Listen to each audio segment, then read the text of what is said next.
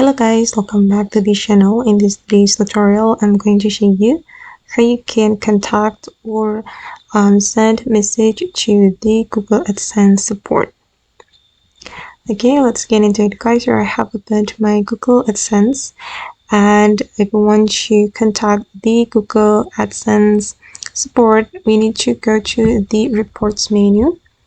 And for your information guys, that there is no live chat on Google AdSense, so the only way to contact the Google AdSense support is using this feature, feedback feature. Oh wait, it's still loading. Okay, we can click on this icon guys to contact the Google AdSense support. Click on this option and you'll be able to send a message to the Google AdSense support.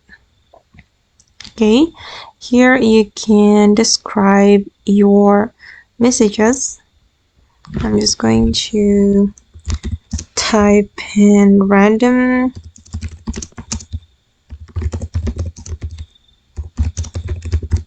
okay, and then you can capture a screenshot if you want, and then you can click on send.